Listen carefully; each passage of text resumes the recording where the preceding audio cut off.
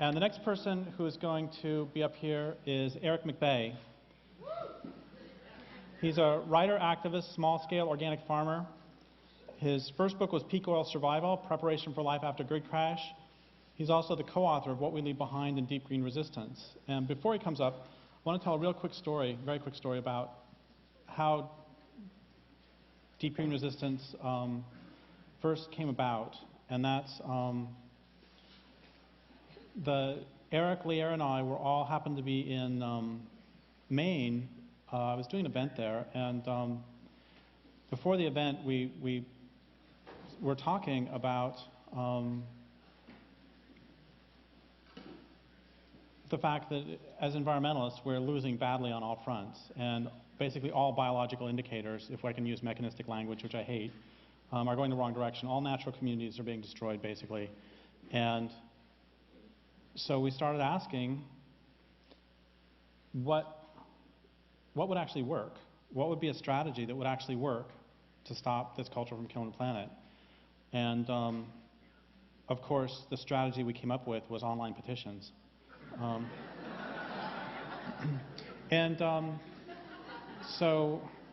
that didn't work. So we graduated to electoral politics, and that didn't work. So we graduated to signs saying, "Save the Earth now." Didn't work. Anyway, so that evening we talked about what might be a strategy that would actually have a chance. Because that's one of the problems, is environmentalists, for the most part, we don't think strategically. And in fact, we don't think about strategy because honestly, a lot of us don't actually know what we want. And so we don't even think about that. I mean, what do we want? We want smaller clear cuts, kinder clear cuts.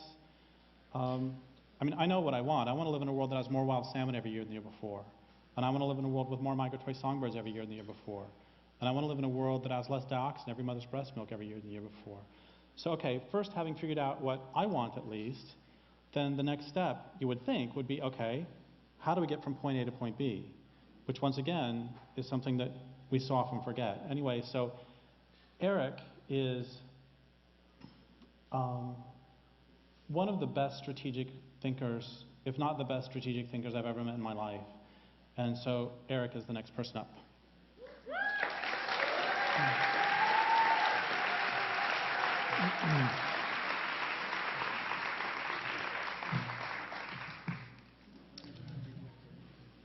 So the first question is, one of the things that everyone here has said today, isn't it great, by the way, that we have an entire conference of people who are actually calling for revolution?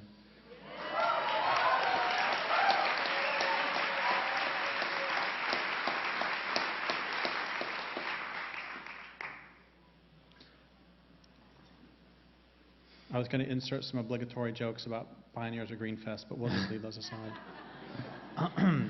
One of the things that everybody has said today is that we need to fight back, that we need defiance and we need organized resistance. And so the first question is, what if we don't get that? Okay. Let's get the doom and gloom out of the way. It's critical that we have no false hopes and that we have no illusions about the situation we're in.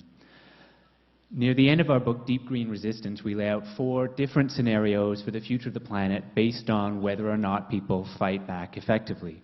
In the first scenario, there is no effective ecological resistance. It's just business as usual. So we start with peak oil. Conventional oil production has already peaked, and the effects will really take hold between about 2011 and 2015, resulting in a rapid decline in global energy availability. So some economists believe that the recent economic downturn is just the first sign of peak oil. In any case, once peak oil truly sets in, the increasing cost and decreasing supply of energy will stall industrial manufacturing and transportation globally. This means that the markets will undergo economic turmoil and a self-perpetuating cycle of economic contraction. And that part's the good news in this scenario. The bad news is that those in power will try to maintain their status by whatever means they can. With energy supplies in permanent decline, that means that they will intensify their exploitation of those on the bottom, especially for manufacturing, resource extraction, and agriculture. It will probably mean a resurrection or an intensification of institutions that many people think are basically defeated: feudalism, fascism, slavery. Remember that 200 years ago, before petroleum, 75% of the human population was in some form of serfdom or slavery. That's the nature of civilizations. And after petroleum has been exhausted, those in power will try to return to the same arrangement. And without organized resistance, they'll be largely successful. Yes, of course, there will be a turn towards alternative energy like solar panels and biofuels. But solar or wind power will not provide enough energy to run industrial society as it stands. And there won't be enough energy left anyway to build alternative infrastructure on a global scale. The finite supply of concentrated energy in petroleum will have already been squandered on big cars, big televisions, and big wars. Coal will be used in large quantities, but it's not portable enough for most uses, and it emits even more carbon than petroleum. As for biofuels, well, just because you have biofuels doesn't mean you have a just and sustainable society. Here's an example of one biofuel-powered vehicle. This is the V-2 rocket the Nazis used to bombard England during World War II. The fuel was made from fermenting potatoes. So, of course, those in power will turn to alternatives as oil runs out, but that doesn't mean they'll be good alternatives. The cotton plantations of the antebellum South were technically organic. That doesn't make slavery one iota less odious. Now, the result of all this will be a collapse of industrial agriculture at the same time as agricultural production is diverted into biofuels for the global rich. Without organized resistance to ensure that people's basic needs for food are prioritized over the demands of the rich, there will be mass hunger. And as industrial society crumbles, the effects of global warming will finally take hold, although the worst effects won't take place until decades after the oil is gone. There's a lag effect. So the oceans, already emptied out by industrial fishing, will turn acidic and die. The Amazon rainforest, which currently produces its own climate by transpiring moisture, will turn into a desert, and other fragmented tropical forests will follow. By then, there will be very little energy or industrial capacity left for humans to try to compensate for the effects of global warming. And as intense climate change takes over, ecological remediation through permaculture, perennial polycultures, and forest replanting will become impossible. The heat and drought will turn forests into net carbon emitters, as northern forests die from high temperatures, pests, and disease. Global warming will become self-sustaining and permanent. Resource wars between nuclear states will break out.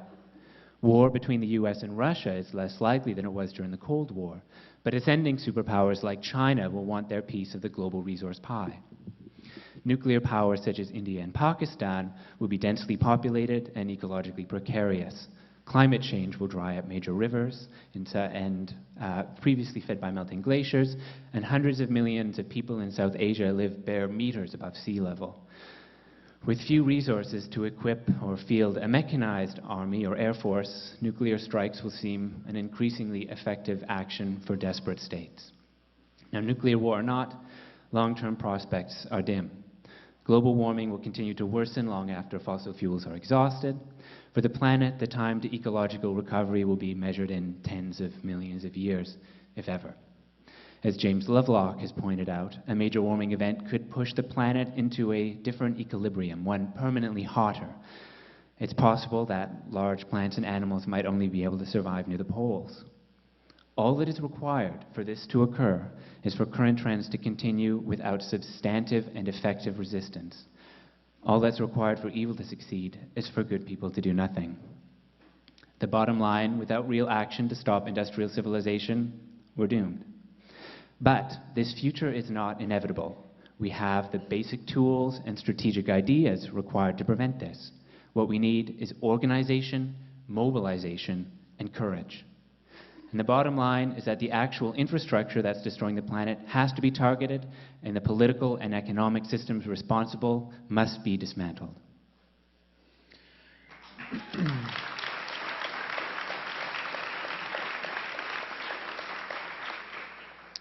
Okay, so what would that kind of action or strategy look like? Well, for me, the key idea is a two-pronged strategy. In the book Deep Green Resistance, this is laid out in the fourth scenario. We try to imagine what a plausible and victorious struggle might look like. Leah showed these goals earlier this morning, which are from that chapter. So there are two goals: to disrupt and dismantle industrial civilization, and thereby to remove the ability of the rich to steal from the poor and the powerful to destroy the planet. And the second is to defend and rebuild just, sustainable communities, autonomous human communities, and as part of that, to assist in the recovery of the land. So these are two halves of a complete movement. Neither of them will work alone. We need to have just and sustainable communities because they're the only communities worth living in. And they are the only communities with a real future. We need to help the natural world recover because we need it to survive, and even more because the creatures of that world are our kin. And of course, stopping industrial civilization is a prerequisite to achieving those things in the long term. We need to stop it if there will be any real future. So on each half of this movement, there's a whole spectrum of action. What this means is that there's a place for everyone who wants to act. For each goal, there's a wide variety of action with different risk levels. On the side of disrupt and dismantle, it could look like tree sits or blockades. It could look like the shutting down of oil depots, as happened in France last year, or the shutting down of the port in Oakland last week.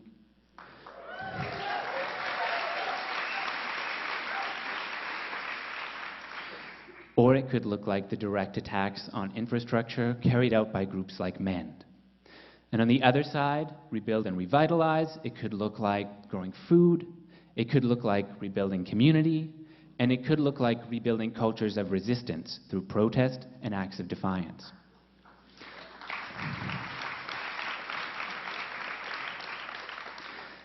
Often, of course, these two sides overlap. And moreover, these two sides will proceed together or they won't proceed at all. You know, of course, there's an idea on the liberal left that we can win simply by setting a good example. And as others today have already argued, and as I'll return to, that won't work. Those in powerful didn't become powerful through some misunderstanding, but through conquest, exploitation, and genocide. No plan can succeed through attempting to persuade those in power. Any successful strategy will work through using some combination of political, economic, and physical force. Successful strategies are also rarely based on abstractions. Few people will fight or take risks for abstract ideas. People will fight, and I don't just mean violence, but all kinds of fighting, for things that are real to them, like their families, their communities, the land, their culture. The more concrete and the more immediate the goals, or the more imminent the harm, the more likely people are to fight for them. So what we need is a long-term strategy that proceeds in stages, and each of those stages must have concrete and attainable goals. We must have a spectrum of action that can mobilize as many people as possible, and we must have tactics that can actually achieve the goals with the people we have, or the people we can get in the time available. And that strategy must dramatically cut the burning of fossil fuels, and it must do so very soon. So we describe such a strategy in the penultimate chapter of Deep Green Resistance in a chapter called Decisive Ecological Warfare. And I'll give you the highlights, but keep in mind this is just skimming the surface of the scenario. In the book, we look over many different potential plans and strategies to evaluate them strategically.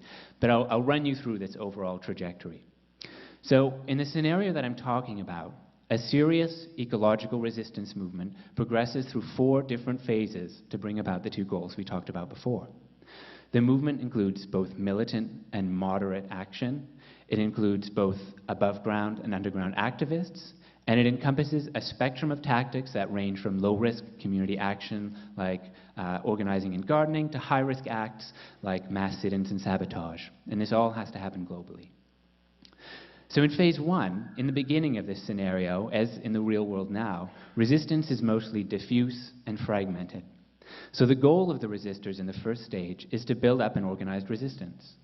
That means they have to build a culture of resistance with all that entails. They have to build above ground and underground resistance networks and to ensure the survival of those networks. And of course, most resistance organizations in this scenario begin as diffuse networks, but they proceed to extend and coalesce. So this phase is really about building organization. Now, all of this means ensuring that people remember their history and understand how to build movements that can exercise political force.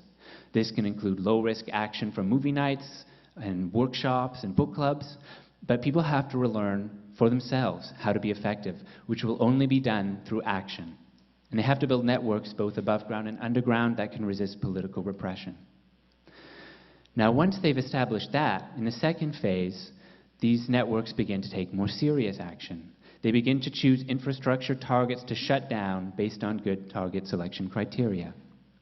So they identify and they engage those individual high-priority targets. So those targets are chosen by the resistors because they're especially attainable, for example, but hopefully because they're also very critical and not very recuperable. So resistors may go after especially egregious targets like coal-fired power plants or exploitative banks, but they're sticking still to small targets that they know they can defeat to build momentum.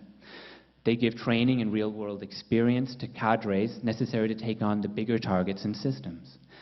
So at this stage, even decisive actions are limited in scope and impact. Now, this all has to happen, again, both underground and above ground, because above-ground organizations can mobilize the large numbers of people who are needed for civil disobedience, blockades, and the like. The underground organizations, of course, will never have those numbers, but they can directly disable machinery again and again without getting caught. Now, above-ground and underground groups are often most effective when they work together on a campaign. And the work of the Canadian militant group Direct Action is a good example of this. In one case, there was a struggle in the 1980s to stop Lytton Industries near Toronto from manufacturing components for cruise missiles. The direct above-ground protests were flagging, so Direct Action blew up a part of the plant. It didn't go entirely as planned, and you can read about it. It's in Anne Hanson's memoir. But the action revitalized the above-ground movement, and huge protests and civil disobedience followed. Because of this combination of above-ground and underground action, the US government pulled the manufacturing contract. Okay, so other goals at this stage. The operations here expose weak points in the system, and they demonstrate the feasibility of material resistance. They inspire other resistors. That's very important right now, because without a culture of resistance, most people think that it's impossible. You have to show it. So they establish the rationale for doing that, and they establish and grow parallel institutions, these concrete institutions. So basically, people need practice, they need to build their organizations, and they need to show people that it's actually possible to resist. Aric, yep. So could you mention the thing about the single most important recruiting tool for the French resistance? Unless you're going to get to that later. Do you want to mention it? I am talking about the French resistance later, so okay, I think I'll get sorry. to it. Okay. Ignore what I said. Okay. So in the next stage, resistance networks start to reach this critical mass. They're experienced to go after entire systems. So they might decide to shut down a specific corporation, like Stop Huntington's Animal Cruelty aim to. But in terms of runaway global warming, the major problems are fossil fuel industries. So they would decide to shut down entire networks, like distribution systems for oil, coal, or gas. This would mean, again, above-ground and underground organizations taking action. And what they need to look for is bottlenecks. So they wouldn't just try to shut down one coal-burning plant. They would shut down, say, an entire coal-carrying rail network. Above-ground groups might do that with physical blockades. Underground groups might sabotage rail lines. Both can be careful to target infrastructure in a way that would actually avoid harming humans. And the point of this stage is to accelerate the industrial collapse that will already be underway. That is, it works in concert with the fact that oil is already in shorter and shorter supply, and that the capitalist economy, a pyramid scheme, is in deep trouble. It's at this stage that things like local food and the transition town movement really start to get popular, because most people will really be interested in the convenience that comes from industrial capitalism as long as it's functioning smoothly, as long as it still is exploiting the poor and the planet effectively. Only when it starts to break down do those real alternatives become possible. So while those in the front lines are shutting down the infrastructure that's killing the planet, there's another and much larger group of people working to rebuild local democratic political structures. They're growing local food. They're rebuilding sustainable communities with all that entails. They're building the strong social movements and organizations that will be able to thrive after industrial capitalism is gone. In the last phase, resistors continue to escalate, and they don't just disrupt systems or impair their functioning, they actually start to dismantle the infrastructure that's destroying the planet. Mountaintop removal coal mines, fracking rigs, dams, and all that. There's more about this in the book. Now, the main reason I'm describing all this is to try to get people thinking in a concrete and serious way about what kind of strategy will actually save the planet. This isn't some kind of edict, and even the best strategic ideas are not easy to translate. They don't directly translate into the real world. And moreover, I'm sure that some people will balk at the language of decisive ecological warfare and accuse us of being warmongers or something like that. But I know of no other word that expresses the life and death situation that we're in, the daily violence carried out by industrial civilization. Pretending that we're at peace won't help us even more than it would have helped the people of Czechoslovakia or Poland or Russia in World War II. It's not our fault that we're in this situation, and I don't think anyone here wanted this, but it's our responsibility to deal with it. The dominant culture is already at war with indigenous people and the poorest of the planet, with the land itself, and it wages this war daily. It's important to remember that almost every raw resource this culture uses, from petroleum to metal ores to agricultural land, has been taken by force from traditional and indigenous cultures. That's not just historical, that's current, that's right now. If you could shut down every site where raw materials are being pillaged from indigenous land, the industrial economy would grind to a screeching halt tomorrow.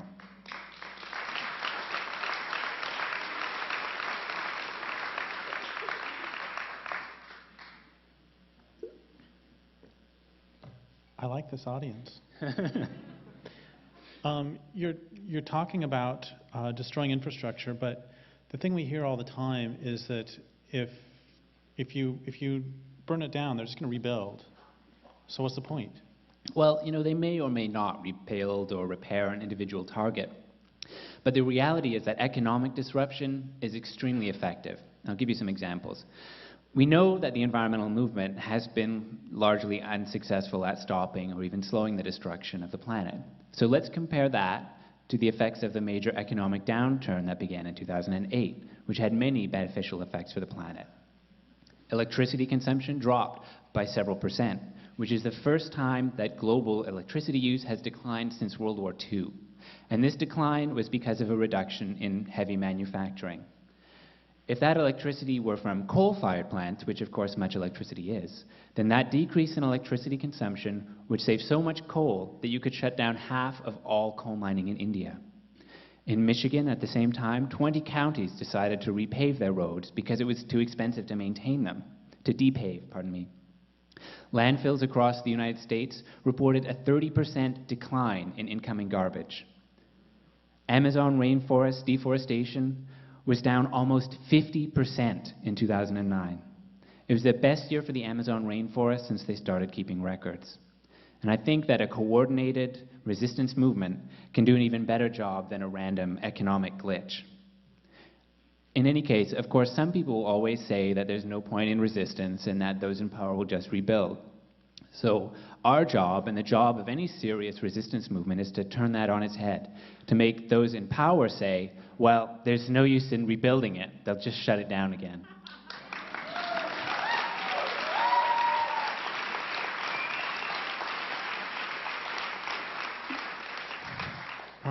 Could you, unless you're going to talk about it later, could you very briefly examine Sobibor and give what I think is the best line of DGR? Sure. Sobibor was a concentration camp in Poland in the Second World War. And something like, I think, almost 500,000 people were killed there during the time that it operated. Eventually, people decided that it was time to organize a real resistance. And as they were trying to do this, a group of Russian Jewish POWs were brought in. And so they hatched a secret plan that they would have kind of a spontaneous uprising with a small group of trained, prepared people. And they got Nazi officers, SS officers, separated and off and alone, and they killed them, almost all of them simultaneously. And so they were able to, many of them broke out of this camp. Something like 600 people broke out of this camp. And many of them ended up surviving. You know, they joined partisan groups and this sort of thing. But many of those ended up surviving to the end of the war. Hitler was so embarrassed that he had the whole camp shut down, dismantled, and replanted with forest. So they don't always rebuild. And of course, this is yet another example of how the people who fought back have a higher survival rate than the people who don't. So what's going to stop everybody from just getting arrested? Right. Well, we have very powerful tools and practices that we can use to protect ourselves and our movements from arrest and disruption. And we need to be able to protect ourselves.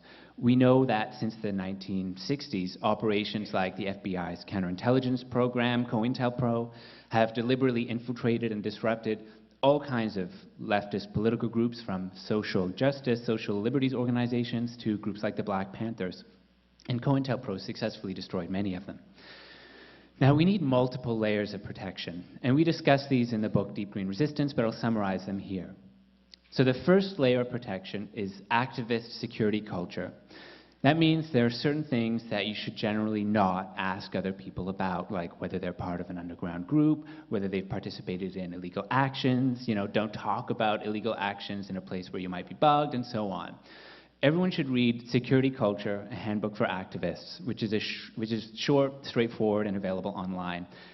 You can also read a summary of another talk I gave about security culture and watch video at deepgreenresistance.org. Now, part of security culture is also refusing to talk to police about activist groups or activities when they come around asking questions. So here's another piece of recommended viewing. Don't talk to cops, which is a two-part video online in which a lawyer and a police officer both argue that you should never answer police questions. And this is not just for activists, this is for everybody. They're very convincing. Now, it's important to understand that these rules are not just for illegal or underground groups. Any effective program will be targeted. The FBI was just as afraid of Black Panther meal programs as they were of armed militants.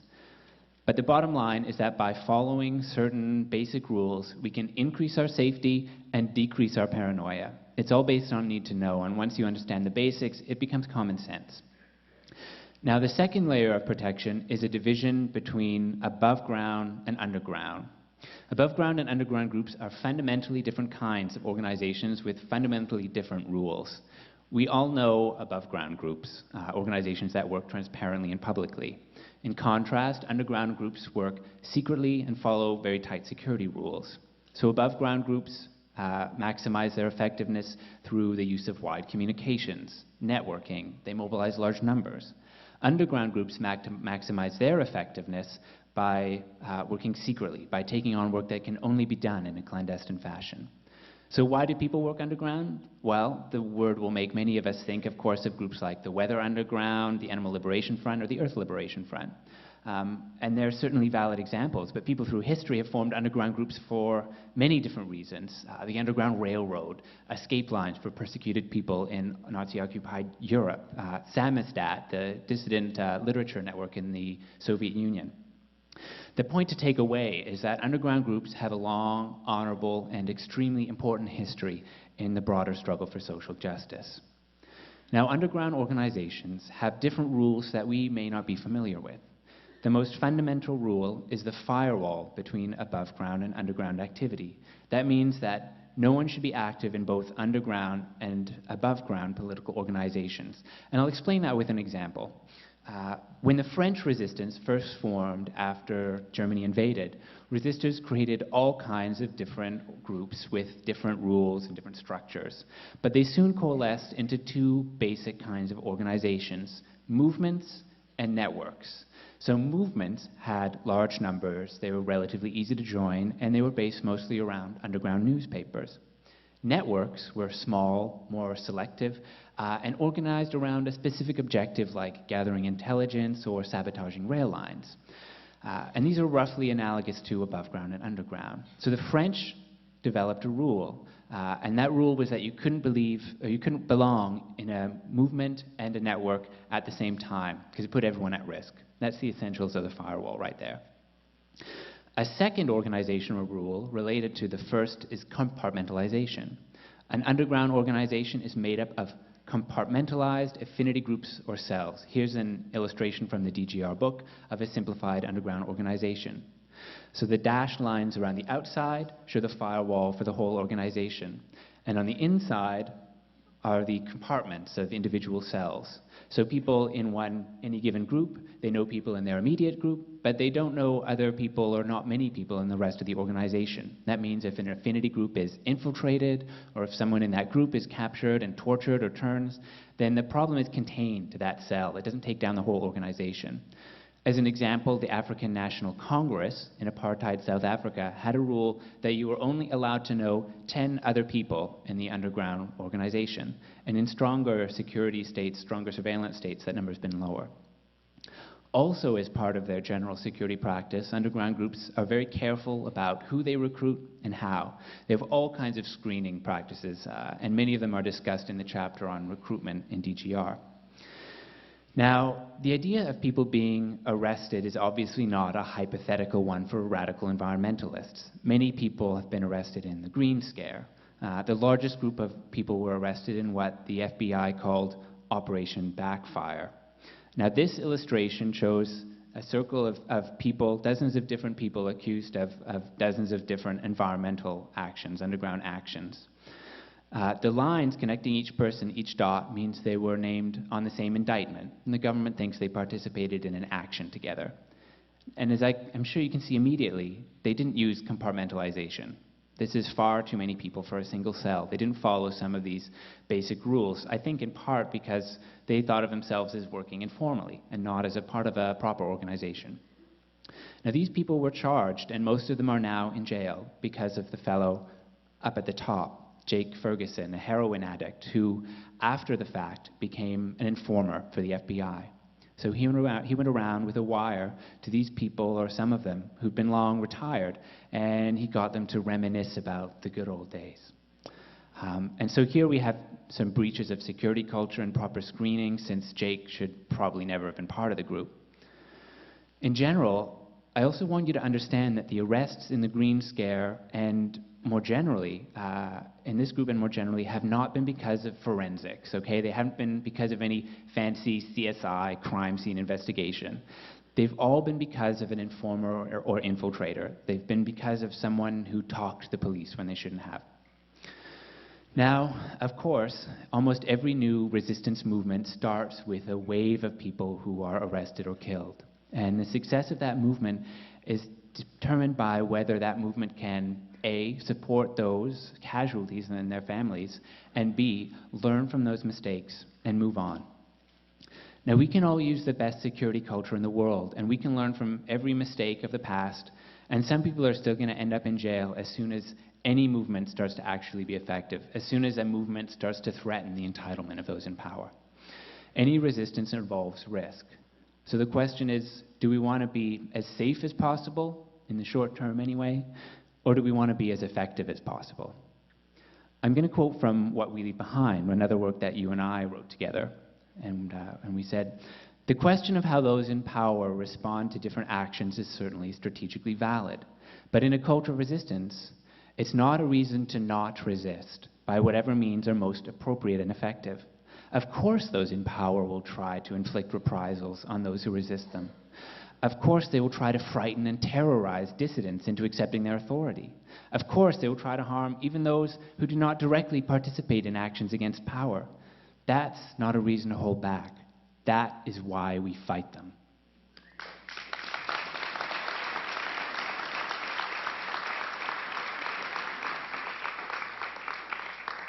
And you know, one more thing we said in that book is, I mean, they're already committing genocide. They're already skinning the planet alive. If we make them really mad, what are they going to do, destroy the planet twice? So before I ask the next question, I have to just acknowledge, for the sake of accuracy, that both of those lines from What We Leave Behind were from Aric. Actually wrote them. So you can say co-author, but they're actually his. There's another thing I want to say before I ask the next question, which is, you know, the question was, what's going to stop everyone from getting arrested? And there's a line that makes me think of one of my favorite lines from a resistor ever. It's Zoya Kosmodemyanskaya. I don't know if I'll be able to say this without crying. She was a Russian partisan in World War II and was caught by the Germans and tortured, mutilated, and she didn't give up any information except her name, and she gave them the wrong name. And when they went to execute her the next day, when they went to murder her the next day, the last thing she said was, you can't hang all 200 million of us. And there's real power in that they, no matter how repressive they are, they can't kill all of us. Having said that, they can sure try. Having said that, everything you said, I mean, it's really scary to fight back. And so, frankly, with the system collapsing, we hear a lot about lifeboats. Wouldn't it be better to just sort of batten down the hatches, protect you and your family, and hope that the storm doesn't actually kill you? Well, the problem with just heading to the lifeboats is that this is not a temporary crisis or conflict. If we fail to stop this culture, then much of the planet may be uninhabitable for many thousands of years. And if we want to stop runaway global warming, we need to see decisive action in the next decade or so. If we don't act, there will be nothing left. Now, I'm not saying this to criticize people who are doing work like building local food systems, local energy, transition type things. You know, I'm an organic farmer. Here's a photo from our greenhouse. And I do plenty of these things myself. It's necessary, but it's not sufficient. Because if we can't stop the destruction of the biosphere and the climate, then all of that work will be wiped out. And if that isn't enough to convince you that lifeboats aren't sufficient, consider this. A little more than 5 centuries ago, this continent was filled with tens of thousands of indigenous, of sustainable and often very democratic indigenous communities. You know, any 5-year-old child among them was better at identifying wild edible plants than I will ever be. This continent abounded with warriors who were skilled and courageous beyond my conception, and yet they were all but wiped out by the insane civilized using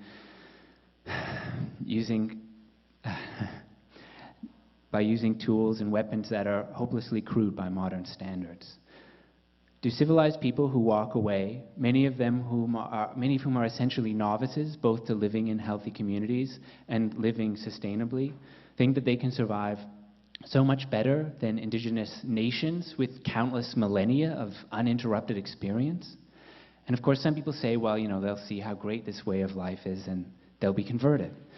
But do you really think that such communities will be perceived as a good example by those in power? I mean, look to history. Look at what happened whenever an empire met indigenous people. Let me quote to you what Christopher Columbus wrote when he first encountered the indigenous peoples of the Caribbean. His impression? They are very gentle, without knowing what evil is, without killing, without stealing. What did he conclude from this? Quote, they will make excellent servants. The dominant culture is voracious and it's insane. All of these things emphasize the importance of a two-pronged approach of building up communities on one hand and building up the land and defending them on the other. Now, I understand that not everyone wants to be on the front lines, but it's important to remember that only a small percentage of any resistance movement is actually on the front lines of the conflict. Not everyone has to risk their freedom or their lives to save the planet. But we all have to give support to frontline resistors, be it moral or material. That includes writing to prisoners, for example. It's fine and good for people to focus on growing food or healing people if that's where their skill or passion is. But for both moral and strategic reasons, I think that we each have to take the most radical action that we can. And Stephanie talked about this earlier. Because right now we're still really outnumbered and still sorely lacking in militancy. You know, a few minutes ago I talked about the indigenous peoples of this continent during the European invasion. And though they won many battles through bravery and skill and their knowledge of the land, it was extremely difficult, and is extremely difficult, to win prolonged military conflicts while an empire is still expanding. In fact, it's almost impossible to win as long as an empire still has a large supply of raw resources to consume. But now we have some advantages they didn't have at the time. We have several centuries more of resistance that we have to learn from. And those empires are on the decline now. They're coming to the end of their supply of raw resources, and we can accelerate that process. And the concentration of industrial infrastructure makes these empires, vulnerable in a way that they weren't only a few hundred years ago. There are opportunities here for decisive resistance, but if we just bury our heads in the sand, then we give up those few slim advantages we do have now. Before we go to the next question, I want to also mention there were many plots, of course, to attempt to kill Hitler and stop the Nazi atrocities. And one of the, when the Allies invaded France, many of the plotters thought that they would attempt to, that they should just call it off because basically the war's over and why should they risk it? It was basically the lifeboat idea again. The war is going to be, the Nazis are going to lose, so let's just take care of ourselves. And who was it? Was it Hofecker on the Eastern Front who said, was it Hofecker? I think it was, but I'm not sure. Anyway, he said, no, the Nazis are killing 12,000 people every day. And so every day sooner that we can bring down the Nazi regime is 12,000 innocent lives. So even if it's inevitable that the Nazis were going to lose, they still proceeded and risked their own lives. And many of these people were tortured and killed because they wanted to stop those 12,000 innocent murders, those 12,000 murders every day. And 200 species are being driven extinct every day. And every day sooner that we can stop it is a day sooner that there's 200 species. Having said that, you know, a lot of people understand that the industrial economy is really bad, but what about the fact that disrupting it could mean hunger, bands of looters, that sort of thing? And also, frankly, don't you just want to commit genocide? I mean, because aren't you going to be responsible for killing bazillions of people? Well, first of all, there will be no instantaneous collapse. Rome wasn't built in a day and it didn't fall in one either. Collapse will proceed in stages. How we intervene won't change that. It'll only affect how those stages play out and what's left when it's all over. That said, let's start with hunger. How much oil does farming actually use right now? And will cutting oil use impact that? The reality, of course, is that the vast majority of oil use in North America goes to industry and the military. In fact, in the United States, the agricultural sector accounts for less than 2% of all energy use, including both direct consumption like tractor fuel and indirect consumption like synthetic fertilizers and pesticides. 2%. That's true even though industrial agriculture is incredibly inefficient and uses something like 10 calories of fossil fuel energy for every 1 calorie of food energy it produces. And right now, half of all food is simply wasted. So you could reduce energy consumption dramatically without affecting the small amount of energy that's being spent on agriculture right now. Of course, the benefit of living in a society that's incredibly wasteful is that you can trim a lot of excess before you start to get down to the actual necessities. And even then, there are, of course, fundamental changes that need to be made in the things, in the way that we get food. Okay, so you might not want to, if you cut back on energy use, maybe you're not going to kill a lot of people, but you're going to make it so you can't have retractable stadium roofs. Did you ever think about that? I think about that every day. That's why I do this. So here's another example for discussion. We can talk about Haiti, where more than 99% of the trees have been cut down, currently mostly for charcoal, because people have very limited supplies of other energy. They use it for fuel. So people talk about that fact, but they rarely talk about the decades-long US military dictatorship of Haiti in the beginning of the 20th century, when Haiti was forced to export resources to pay debt. And think about this for a moment. You could supply 1/4 of all the energy Haiti uses with the gasoline Americans spill every year filling their lawnmowers. Hunger or deprivation is almost never about an actual shortage of supplies. It's almost always about inequality and exploitation. Now, it's understandable to be concerned about how the disruption of industrial society will affect people living here, but the effects of a properly functioning industrial society are ghastly around the world. Look at the destruction of the Niger Delta. Or think about the fact that in the Democratic Republic of Congo, millions of people have been killed and millions more women raped in a war fueled by the looting and export of minerals like coltan. Coltan is an ore used to make capacitors for computers and cell phones. So we're the ones paying for that war. Or think about the fact that there are parts of India where half of all hand-dug wells are now dry. Industrial uses, industrial drilling based on oil technology have drawn down the water table so much that you just can't dig deep enough to get it. Every day this culture continues, it closes off more options for long-term subsistence and survival. You know, I also think there's a compelling argument to be made that the disruption of the industrial economy in the privileged world is vital to help people prepare for its inevitable and and eventual collapse. Dmitry Orlov, who's an expert on the collapse of the Soviet Union, wrote, "After collapse, you regret not having an unreliable retail segment with shortages and long bread lines, because then people would have been forced to learn to shift for themselves instead of standing around waiting for someone to come and feed them." So, by the time the Soviet Union collapsed, plenty of people were already growing their own food out of necessity, so they were better able to cope. Now, even if you don't think we should stop burning all oil, consider this. Think about what that last big gush of oil is being spent on. Big screen TVs and international tourism for the globally rich, which is most of us, by the way. Pointless wars, the constructions of buildings and suburbs that won't even be inhabitable after the oil is gone. And it will be gone very fast in historical terms.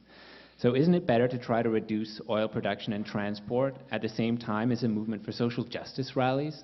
If the oil supply is disrupted, there will be a push to spend what remains on actual necessities instead of luxuries for the globally rich.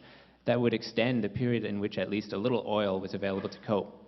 But of course, this is just talking about humans. I think it's clear that the daily existence of industrial society is bad news for just about every other non-human species on the planet.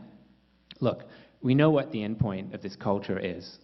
Industrial collapse won't be easy, but it's better than a global ecological collapse.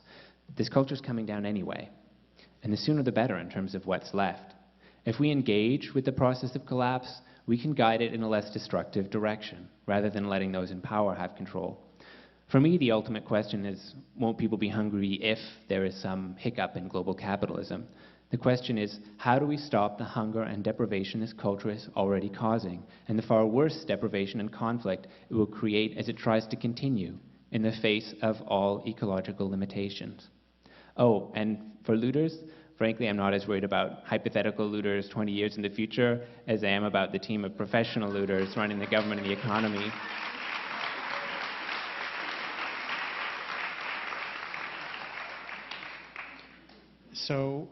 But when things get really bad for the planet, won't there be a mass movement that will rise up in the United States to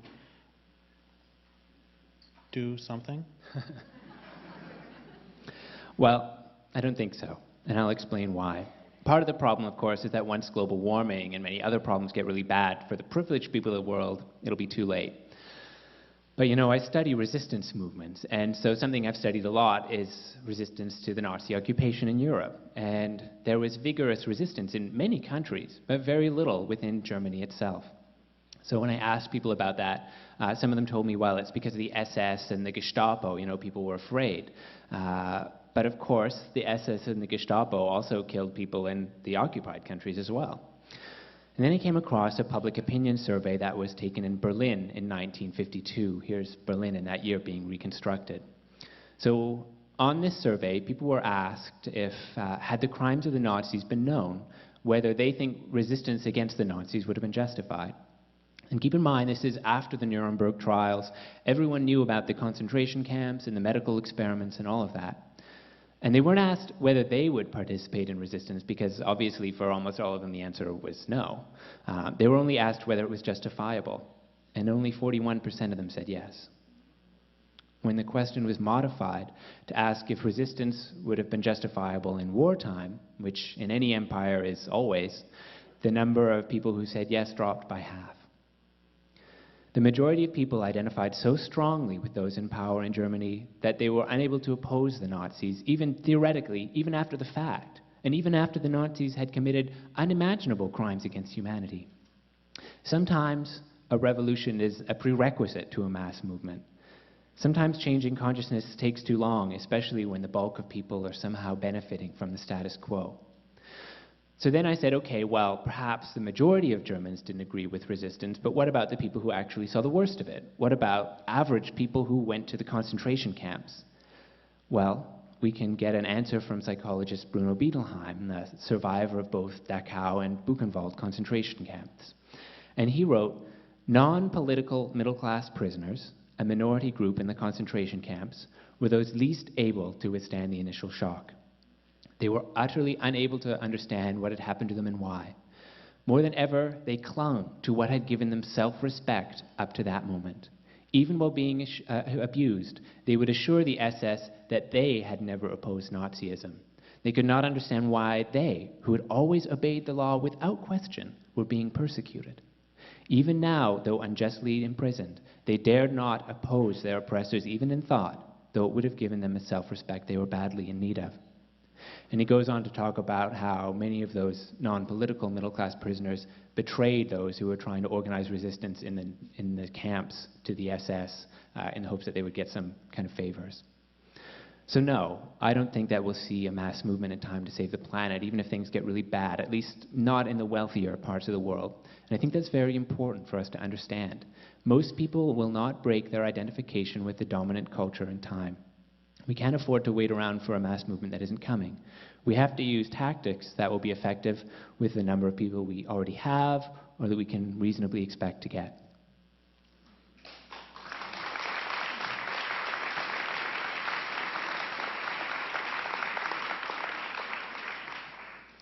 So, frankly, right now, it doesn't look like a lot of people in the United States, among the global elite, are fighting back. So what will it take? Well, of course, some people are fighting back, and they're mostly indigenous people, poor people, and others who've been pushed to the margin, who have little left to lose. In this country, there is a new movement called Deep Green Resistance that hopes to carry out the above-ground work that we're talking about here, the above ground of this movement. And a number of the people in that movement are here today, tabling the lobby. You can get more information from them or at deepgreenresistance.org. These people are committed, they're serious. I think that anyone who cares about the future of the planet should think about joining up or supporting them. This is like Stephanie's little dots where the resistors come together so that they can be more effective. So anyway, to answer your question, no resistance movement starts fully formed. They develop over time, and sometimes they do so very slowly, or they must overcome major setbacks. As an example, let me talk about the abolition movement prior to the Civil War in the United States. Now, early white opposition to slavery focused on moral suasion. So, abolitionists would actually go and visit slaveholders and try to convince them to free their slaves. They would argue that slavery was immoral or that it was an affront to God, and they actually convinced some people. Of course, their success was limited, especially in the South. At the same time, the Underground Railroad continued to grow and develop. And there's a misapprehension that the Underground Railroad was mostly run by well-meaning white people. But of course, it was run mostly by black people like Harriet Tubman, shown here. Now, the Underground Railroad in a good year might rescue hundreds or even thousands of people. The problem was that despite this, the population of enslaved people continued to grow through birth. So some people decided that success would only come by attacking the institution of slavery directly. And one of those people was this man, John Brown. John Brown used to go to abolitionist meetings, and then he would complain afterward about how much people talked. He said, what we need is action, action. So John Brown created a plan, and it was a plan that many historians believed could have worked very well if it weren't for some obstacles we'll come to in a minute. John Brown's plan was to take a group of fighters to seize this building, the government armory at Harper's Ferry. So they would seize the armory and the weapons it contained, and then they would disappear into the South. From the hills and the backwoods, they would wage a kind of defensive guerrilla warfare, moving from plantation to plantation, liberating the slaves, some of whom would join the fight. Soon the plantations would be emptied out, and the slave economy would collapse. It was a good plan, but the obstacles came from the very beginning. John Brown had hoped to have 1,000 fighters to start with. On the day of the raid, only 20 showed up. But John Brown said, well, slavery's not going away. We've got to do what we can with who we have, and they went ahead with the raid. We won't have time to get into the detail, but things went off the rails. They did capture the armory, but instead of maintaining the mobility that guerrillas need, Brown, for some reason, stayed at the armory. When some of the townspeople tried to recapture it, they took those people prisoner and let them order out for breakfast and visit their family under escort. This delay gave the army enough time to march over from the next town, so they defeated John Brown's fighters, and most of them were hanged. Now, most white people didn't support John Brown. Even a lot of abolitionists were opposed to what he tried to do. But John Brown had been trying to avoid violence. He saw the writing on the wall. He knew that the growth of slave power meant that a bloody civil war was inevitable if slavery wasn't stopped. And of course, he was right. Within a year of him being hanged, civil war did break out, and it was the bloodiest single war in American history, with more soldiers killed than in all other wars before or since combined. Even many abolitionists had failed to understand what a fundamentally violent system slavery was and thought it could be resolved without using force. But they were wrong, and millions of people died because of it. I think there are clear parallels to our own situation. We want to be nice, we want to avoid conflict, and maybe avoid causing trouble. But if we fail to stop this culture, the results for humans and for the planet will be far more violent than the conflicts we're trying to avoid. To finish off with, I'd like to talk for a moment about the French resistance. When France was invaded in 1940, people were deeply shocked and disoriented. A few years earlier, it had been hard to imagine that the Nazis could so quickly conquer Europe. So resistance developed slowly, and early ideas of resistance privileged spiritual resistance and even fashion. So you had underground newspapers writing about how the elegance of Parisian women constituted a form of resistance. They looked just so damned elegant. Won't that spite the Nazis? But around 1943, the situation changed suddenly. There was a dramatic rise in the number of resistant sabotage actions and assassinations. Underground newspapers that had been writing about spiritual resistance started printing editorials saying that it was the duty of every French person to assassinate Nazi officers and paramilitaries. So what changed? The difference was that by 1943, it started to look as though the Nazis might lose the war. When the Nazis stopped looking invincible, people started to fight back. Again, I think that the parallels to our own situation are clear. I think that with peak oil, food crises, economic collapse, and so on, the cracks in the facade are starting to show. Industrial capitalism is not invincible. It's not going to last forever. And I think that as in France, it's time for a shift to a more serious, organized resistance. And I think we can win. Thank you.